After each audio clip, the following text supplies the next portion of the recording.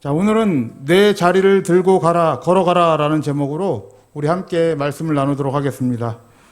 자, 오늘 우리가 읽은 본문은 예수님께서 38년 된 병자를 고치시는 그런 본문입니다.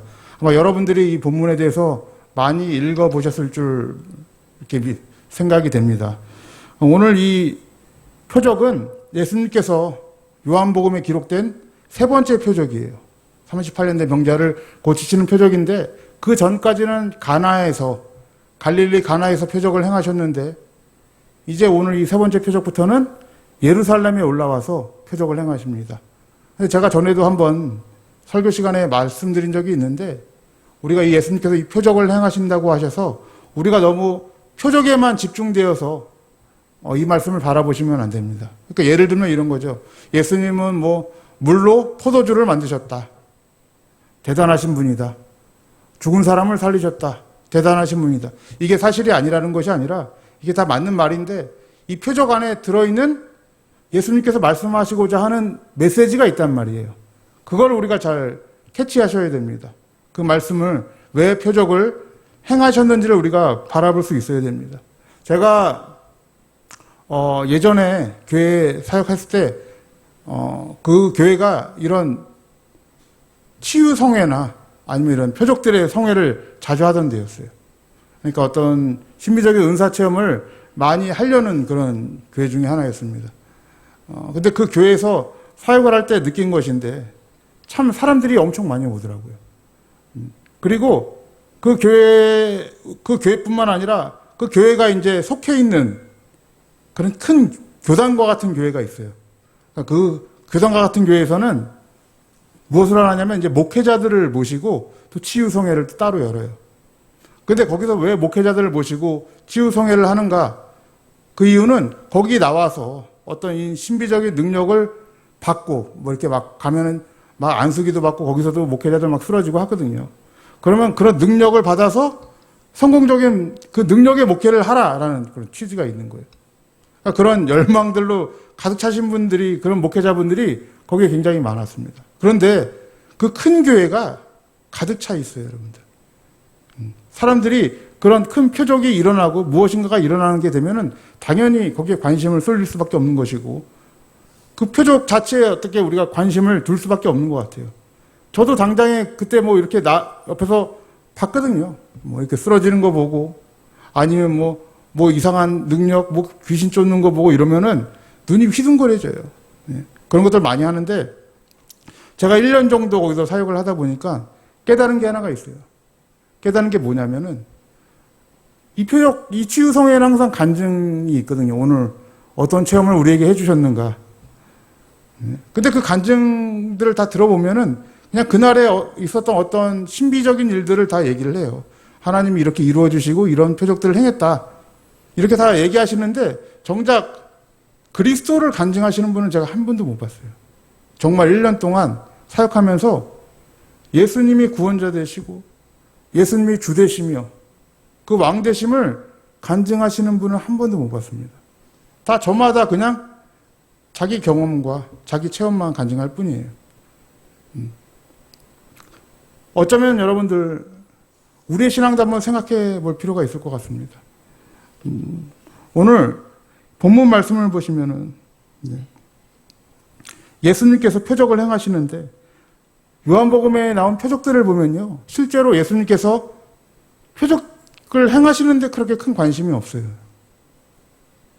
그러니까 표적 자체에 관심이 없다는 게 아니라 표적을 내가 이런 능력을 행했다라는 것에 대해서 자랑하려는 관심이 없다는 거예요.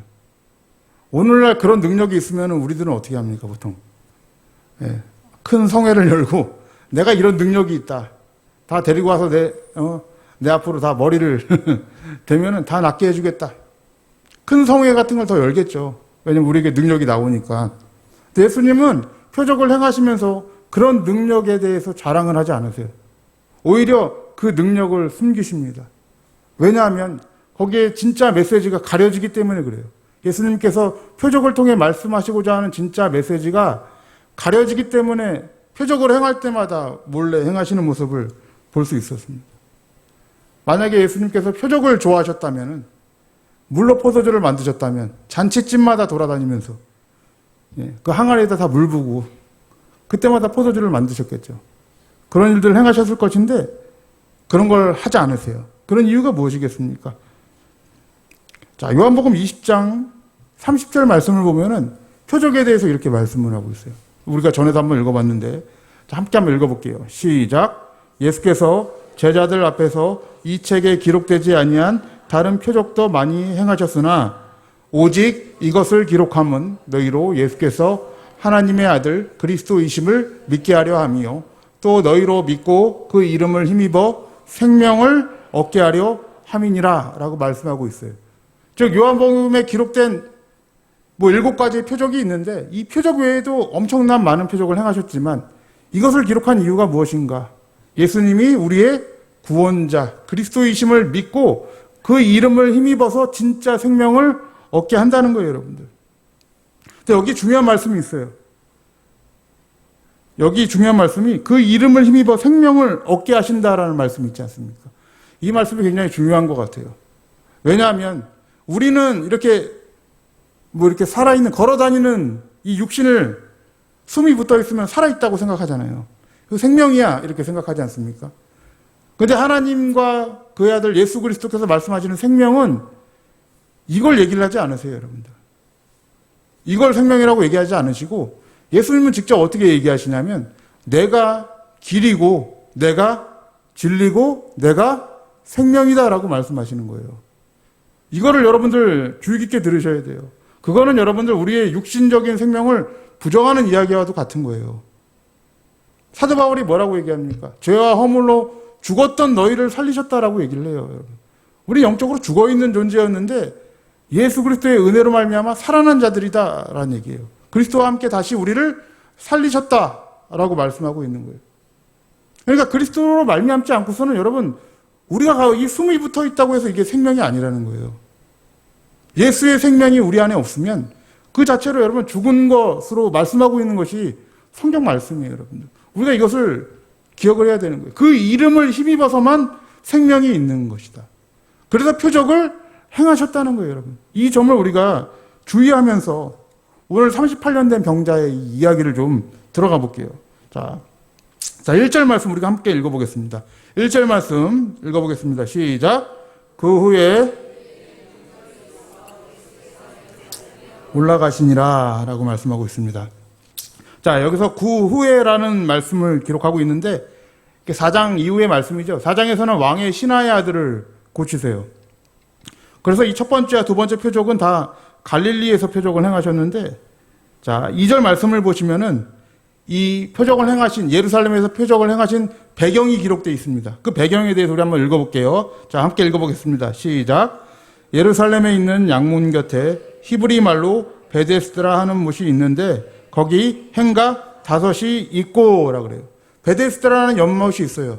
아마 설교를 많이 들으셨던 분들은 이 베데스다의 뜻을 알고 계신 분들도 있을 거예요. 이게 히브리 말로 돼 있다고 기록돼 있잖아요. 합성어예요, 여러분들. 벳이라는 단어와 헤세드라는 단어가 합쳐진 겁니다. 여러분, 벳이라는 단어는 집이란 뜻이에요. 베델 할 때 알죠? 하나님의 집 할 때 베이트라고 그러죠. 그리고 헤세드는 여러분들 구약에 많이 나오는 단어입니다. 은혜, 긍휼이라는 뜻이에요. 그럼 이 은혜의 집이라는 이 합성어란 말이에요, 여러분. 은혜의 집이라는, 긍휼의 집이라는 그런 연못이 그 안에 있어요, 여러분들. 거기에. 근데 이 베데스다가 어디 있냐? 자, 2절 말씀 다시 한번 자세히 보시면은 양문 곁에 있다 그러죠. 양문은 어떤 문이냐면 희생 양들이 들어가는 문이에요, 여러분. 그러니까 예루살렘에 들어가는 문 중에 많은 문들이 있는데 이거는 굉장히 중요한 문이에요. 왜 중요한 문이냐면 구약에서 이 느헤미야가 성벽을 재건할 때 제일 먼저 재건한 것이 무엇이냐면 이 양문을 먼저 지었단 말이에요. 자, 느헤미야서 3장 1절 말씀은 이렇게 기록이 되어 있어요. 함께 한번 읽어볼게요. 시작. 때에 대제사장 엘리야십이 그 형제 제사장들과 함께 일어나 양문을 건축하여 성별하고 문짝을 달고 또 성벽을 건축하여 한메아 망대에서부터 하나넬 망대까지 성별하였다라고 되어 있어요. 그러니까 이 양문을 가장 먼저 건축한 이유가 무엇일까요? 다른 게 아니에요, 여러분. 희생 제물이 들어가서 우리의 죄를 사는 그 은혜가 있기 때문에 이스라엘에게서 굉장히 은혜의 문으로 속하는 게 여러분 양문이에요, 여러분들. 그럼 오늘 이 말씀의 주제는 다 정해져 있어요. 왜냐하면 베데스다라는 은혜의 집이라는 은혜라는 단어가 나오고 양문은 은혜의 문 아닙니까? 오늘 이 표적을 통해서 말씀하시고자 하는 게 뭐냐면 은혜예요, 은혜. 은혜를 말씀하시고 있는 거예요. 근데 그 은혜가 사람에 따라 어떤 은혜냐가 문제인 거죠. 어떤 사람은 무엇을 은혜로 삼고 살아가는가? 어떤 사람은 어떤 것을 은혜로 삼고 살아가는 문제가 오늘 이 38년 된 병자를 통해 드러나고 있다는 거예요, 여러분들. 자, 그래서 이 베데스다 연못에 많은 병자들이 있습니다. 3절, 4절을 보세요. 3절, 4절, 5절 함께 한번 읽어보겠습니다. 시작. 그 안에 많은 병자, 소경, 절뚝발이, 혈기 마른 자들이 누워 물의 동함을 기다리니 이는 천사가 가끔 못에 내려와 물을 동하게 하는데 동한 후에 먼저 들어가는 자는 어떤 병에 걸렸든지 낫게 되밀어라. 거기 38년 된 병자가 있더라 라고 돼 있어요. 3절 보면 굉장히 재미있는 얘기가 있어요. 거기에 많은 병자가 있다고 하면서 병명은 몇 개 나와요, 여러분들. 제 얼굴만 보지 마시고 성경을 보시면은 병명이 몇 개 들어있어요? 3개 들어있어요, 3개. 첫 번째 병자가 어떤 병자예요? 소경이에요. 두 번째는 절뚝발이에요. 세 번째는 혈기 마른 자예요. 혈기 말랐다는 건 무엇이냐면 손발이 마비되었다는 거예요. 중풍병자를 얘기하는 것입니다. 근데 이들이 무엇을 기다리고 있어요? 물의 동함을 기다린대요. 그러니까 물이 움직임을 기다린다는 거예요. 그 당시 전설이 이런 거래요. 천사가 내려와서 물을 휘저어 놓는데요. 그럼 그렇게 움직이기 시작하면 가장 먼저 들어가는 사람이 어떤 병에 걸렸든지 낫게 된다는 전설이 있는 거예요, 여러분들. 그게 4절에 기록되어 있죠. 근데 재미있는 건 뭐냐면 지금 우리가 읽은 이 병자들 소경이에요, 여러분. 물의 움직임을 볼 수 있어요, 없어요? 가장 먼저 들어갈 수 있겠습니까? 못 들어가죠. 두 번째 보세요. 절뚝발이에요. 다리를 절어요. 물에 제일 먼저 들어갈 수 있을까요? 못 들어가죠. 세 번째는 누굽니까? 중풍병자예요, 여러분들.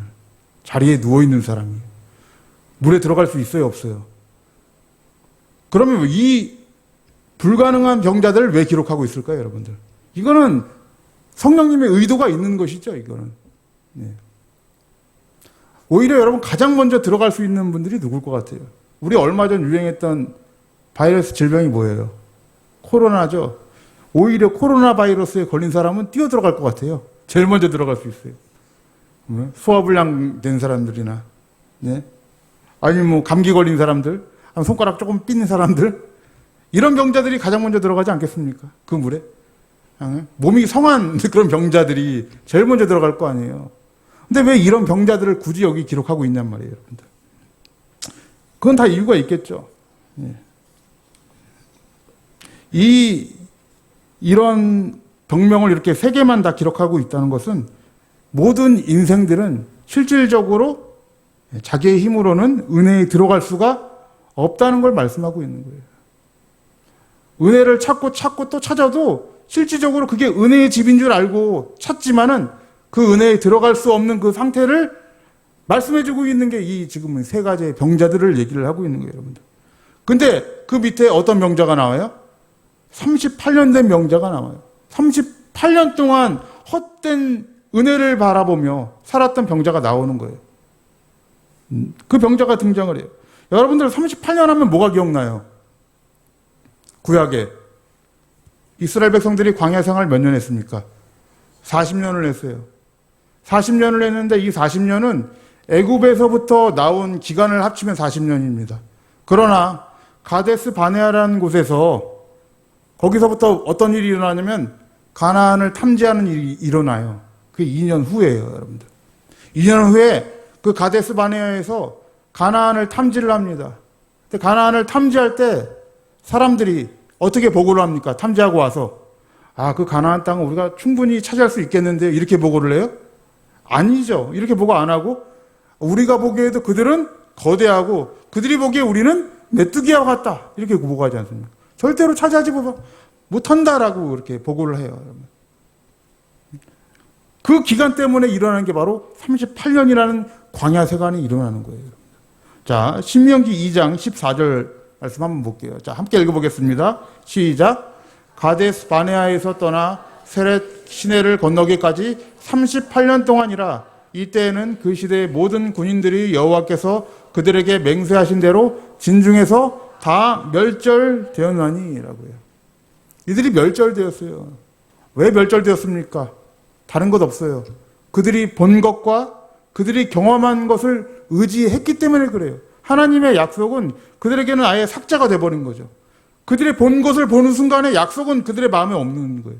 하나님이 그 땅을 보내주시겠다고 약속했음에도 불구하고 이들에게는 그 약속이 무용지물이 된 것입니다.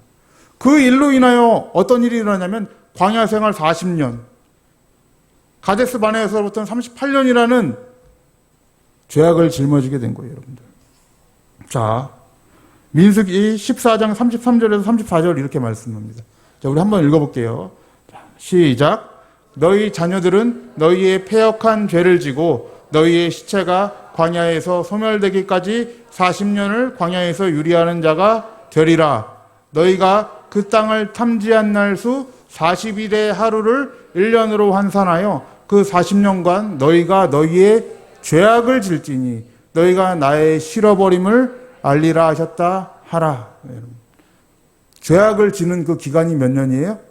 40년이라고 얘기하고 있어요, 여러분들. 근데 생각을 해보면은 우리는 이게 우리의 입장에서 보면 그게 그렇게 큰 죄입니까? 이런 생각 안 드세요? 그냥 갔다 와서 우리가 본 대로 보고를 했는데 왜 그 죄악이 짐이 이렇게 무겁습니까? 라고 생각할 수 있죠. 근데 여러분, 죄의 개념을 다시 생각을 하셔야 돼요. 죄악은 무엇이냐면 하나님을 떠나서 자기 본대로 자기의 소견에 옳은 대로 살아가는 그 자체가 여러분 죄악이에요, 여러분들. 그 욕심에 이끌려서 자기의 원함을 이루며 살아가는 것 자체를 여러분 죄악이라고 하는 거예요, 여러분들. 그 죄악을 감당하는 거예요, 여러분. 이 38년 된 병자를 굳이 예수님께서 찾아가시는 이유가 무엇이겠습니까? 예. 많은 병자들이 있었지 않습니까? 근데 예수님께서 어떻게 아시고 딱 38년 된 병자만 딱 찾아가신단 말이에요. 이게 38년이라는 이 기간이 상징하는 게 있기 때문에 그래요. 이스라엘 백성들에게. 그거는 이스라엘의 죄악을 지었던 기간, 자기의 경험과 본대로 살아왔던 그 기간이에요, 여러분들. 근데 이 병자가 꼭 38년간 어떻게 살아왔어요? 지금 그렇게 살아왔다는 거예요, 여러분들. 지금까지 자기의 본 것과 자기의 경험대로만 살아왔다는 거예요, 여러분. 거기에 누가 찾아오냐면 예수님이 찾아오시는 거예요, 여러분. 근데 이 38년 된 병자만 우리가 이렇게 나쁜 시각으로 바라볼 것이 아니라 이 38년 된 병자를 통해서 나를 들여다볼 수 있으셔야 돼요, 여러분. 이게 내 이야기가 될 줄 아셔야 됩니다. 누구나 여러분들 그렇게 안 사는 사람은 없어요, 여러분들. 38년 된 병자와 같이 누구나 자기를 의지하고 자기 본 것에 경험하여 살아왔단 말이에요. 거기에는 여러분 뭐가 없냐면 하나님은 없어요, 여러분들. 하나님이 삭제된 채로 살아왔단 말이에요, 여러분. 근데 거기에 무엇이 찾아오냐면 오늘 예수님이 찾아오는 거예요, 여러분. 예수님이 찾아오는 것을 우리는 뭐라고 얘기하냐면 은혜라고 얘기하는 거예요, 여러분들. 예수 그리스도라는 생명이 우리 안에 찾아오는 것, 38년 된 그 병자와 같은 우리 가운데, 우리 인생 가운데 예수가 찾아오는 것을 여러분 우리는 은혜라고 얘기를 하는 거예요, 여러분. 그것을.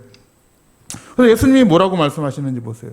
6절 말씀 한번 볼게요. 함께 읽어보겠습니다. 시작. 예수께서 그 누운 것을 보시고 병이 벌써 오랜 줄 아시고 이르시되 내가 낫고자 하느냐라고 돼 있어요. 이거 참 질문이 우리가 생각할 때는 정말 얼토당토 없죠. 왜냐하면 38년간 병을 알아왔는데 거기다 대고 낫고 싶냐? 이라고 하면 어떻게 대답해야 맞아요? 당연히 낫고 싶죠. 이렇게 얘기를 하죠. 너무 당연한 질문을 한단 말이에요. 근데 예수님의 질문에는 허투른 것이 하나도 없어요. 다 의도가 담겨 있어요. 어떤 의도가 담겨 있는지 이 병자의 대답을 통해서 한번 들어볼게요. 자, 7절 말씀 병자가 이렇게 대답을 합니다. 함께 읽어볼게요. 시작. 병자가 대답하되 주여 물이 동할 때에 나를 못에 넣어줄 사람이 없어 내가 가는 동안에 다른 사람이 먼저 내려가나이다. 지금까지 살아온 인생을 딱 이 하나의 대답으로 대변해주고 있는 거예요, 여러분들. 낳고 싶냐라고 하면 뭐라고 대답해야 맞아요, 원래? 그냥 낳고 싶어요, 이러면 되잖아요, 차라리. 근데 그렇지 않아요. 자기가 믿은 것을, 굳게 믿은 것을 놓지를 않아요. 뭐라고 대답하냐면, 물이 동할 때 나를 못에 넣어줄 사람이 없어서 내가 지금 낳지 못한다. 나를 넣어달라고 얘기를 하는 거예요, 여러분들. 이게 병자예요, 여러분.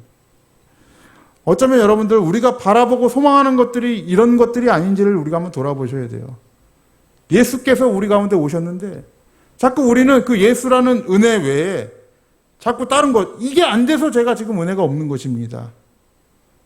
이 소원이 들어주지 않았기 때문에 은혜가 없는 것입니다. 이런 쪽으로 우리가 발전할 때가 많단 말이에요.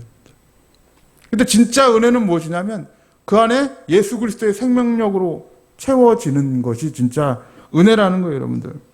해답은 여러분 예수 그리스도께 있는 것입니다. 병자에게 예수님의 이러한 말씀이 떨어져요, 여러분들. 이런 말씀을 한번 보세요. 자, 8절 말씀, 9절 말씀 함께 한번 읽어보겠습니다. 시작. 예수께서 가르칠 때 일어나 내 자리를 들고 걸어가라 하시니 그 사람이 곧 나아서 자리를 들고 걸어가니라. 이 날은 안식일이니 라고 말씀하고 있어요. 예수님께서는 이 병자의 대답에 아랑곳 안 하고 뭐라고 얘기하세요? 일어나 내 자리를 들고 걸어가라 라고 말씀하고 있어요. 예수님의 말씀 한 방에 낫게 됐어요, 여러분. 그 38년 된 병자 안에 무엇이 떨어지냐면 다른 게 없어요. 예수님의 말씀이 떨어져요, 여러분. 그 육신에 말씀이 떨어질 때 능력이 있는 거예요. 자리를 들고 일어나라라고 그래요. 근데 실질적으로 여러분 예수님이 그냥 병자를 딱 데리고 가셔서 베데스다 연못으로 제일 먼저 뛰어가셔서 그냥 딱 넣어주시고 그 상태로 해서 낫게 해주실 수도 있잖아요, 여러분. 병자의 소원대로. 근데 예수님은 그 소원대로 낫게 안 해주세요. 그 방법을 사용 안 하세요. 인간의 방법을 사용하지 않으시고 오직 무엇으로 낫게 하십니까? 말씀으로 낫게 하세요, 여러분. 이거는 예수님께서 이 병자를 그냥 뭐 육체적인 질병을 고쳐주겠다 이 의도도 있겠지만은 더 숨은 의도는 무엇이겠습니까? 이 병자가 나음을 통하여 이 생명의 주관자 되신 그리스도 되신 예수를 바라보라는 것이겠죠, 여러분들. 이게 예수님이 우리에게 하신 표적인 것이에요. 그래서 예수님이 원하시는 방법은 무엇이냐면 오늘날도 여전히 동일합니다. 우리의 이 육신 안에 예수 그리스도의 말씀을 채우는 거예요. 그래서 예수님이 이 땅 가운데 말씀으로 오신 거예요. 말씀이 육신이 되어 우리 가운데 거하시니 어떻게 됩니까? 은혜와 진리가 충만한 삶을 살아가는 거예요, 여러분들. 그게 여러분 말씀의 능력인 거예요. 그 말씀 안에서 여러분들 그 그리스도를 바라보지 못하면 어쩌면 우리는 38년 된 병자와 같이 허망한 소망을 가지고 살아갈 수도 있을 것입니다. 그걸 우리가 항상 경계를 하셔야 돼요. 요한복음을 보면 이전에 니고데모라는 인물이 나와요. 여러분들도 다 아실 거예요. 이분은 국회의원이에요. 뭐 부와 명예를 다 가졌고 종교적으로 정치적으로 통합되었어요, 여러분들. 그 국회의원이라는 건. 지금은 우리나라는 그냥 행정적인 것만 하지만 정치적인 국회의원이지만 이때는 여러분 종교적으로도 여러분 지도자였단 말이에요. 부와 명예를 다 가지고 있는 니고데모에게도 결핍이라는 게 있었어요, 여러분들. 그 결핍이 무엇입니까? 이스라엘 나라가 회복되는 거였어요, 여러분. 그 나라를 회복되기 위해 표적을 보고 예수를 찾아왔단 말이에요, 여러분들. 근데 그가 가진 그 소망이 무엇이었습니까? 다른 게 아니에요, 여러분. 38년 된 병자랑 다를 바가 없어요. 그게 이루어지면, 이 나라가 회복되면 내 소망이 생길 것이다라는 헛된 은혜를 구하며 오는 거예요, 여러분. 그 다음 장에 나오는 사마리아 여인도 있습니다, 여러분. 사마리아 여인도 여러분 똑같아요, 여러분들. 그분은 이름도 없어요. 정말 하찮은 여인일 수도 있습니다. 그럼에도 불구하고 이 여자는 갈망했던 그 소원이 무엇입니까? 헛된 종교의식, 헛된 예배를 꿈꾸고 있었어요, 여러분. 선지자를 만나자마자 어떤 장소적인 문제, 어떤 그들의 어떤 민족의 어떤 원한들 있지 않습니까? 이 사마리아인들의 그런 문제들을 제기하면서 예배의 문제를 제기를 했죠, 여러분. 그러한 결핍들이 다 있단 말이에요, 여러분. 근데 그러한 것들을 이루어지면은 자기가 은혜를 받았다 생각을 한단 말이에요. 그 소원을 이루는 것을 목표로 그 은혜를 이루었다라고 오늘 많이 생각들 하시는 것 같습니다. 그러니까 그들에게도 역시 뭐가 있었던 거예요? 잘못된 베데스다가 있었던 거예요, 여러분들. 이 38년 된 병자와 같이. 여러분들 오늘날도 우리가 한번 생각을 해보세요. 나에게는 어떤 잘못된 베데스다가 있는지를 이 시간 한번 우리가 한번 돌아보셨으면 좋겠습니다. 오늘 이 예수님께서 병자를 향해서 외치실 때 이렇게 얘기를 해요. 일어나 내 자리를 들고 걸어가라 라고 말씀하세요. 그냥 말씀하시면 되잖아요. 그냥 일어나서 가라 라고 말씀하시면 되잖아요. 근데 꼭 자리를 들고 가시라 그래요. 이 자리라는 단어가 무엇이냐면 마가복음에도 나오는데 침상이라는 단어입니다, 여러분. 마가복음에 보면은 중풍병자가 이 침상 위에 있다가 지붕을 뚫고 내려오지 않습니까? 그 네 사람들을 위해서.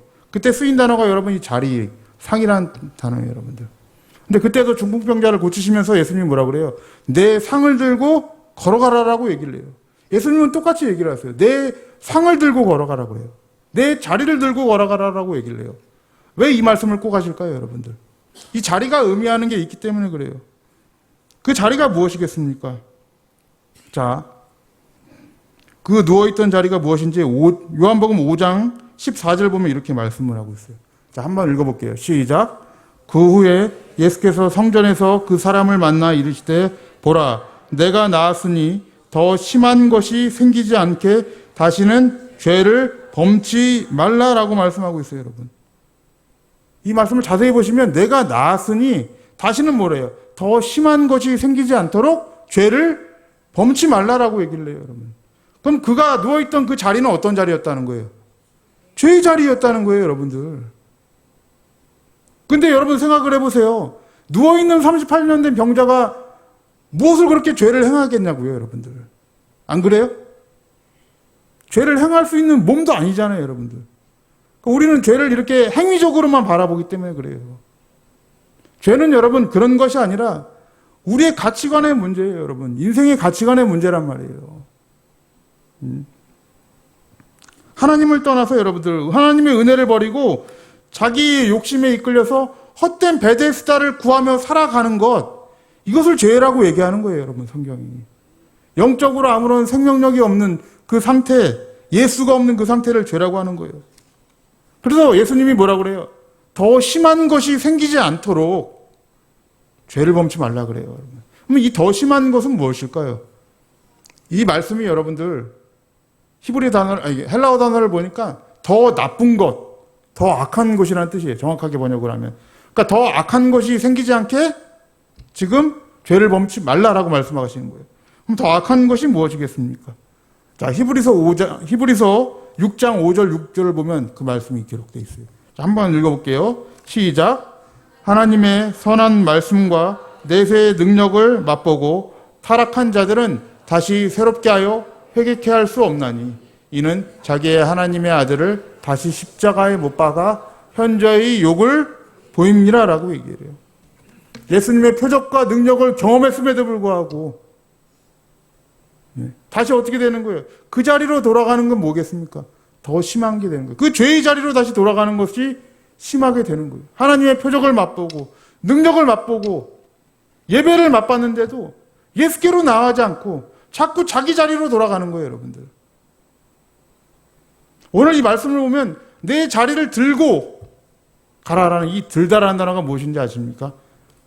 치워버리다라는 뜻입니다. 아이로라는 이 헬라어 단어는 내 자리를 치워버리고 걸어가라 이런 말이에요. 그 자리는 치워버리라는 거예요. 내 상을 치워버리라는 거예요, 여러분들. 그 상이 무슨 상입니까?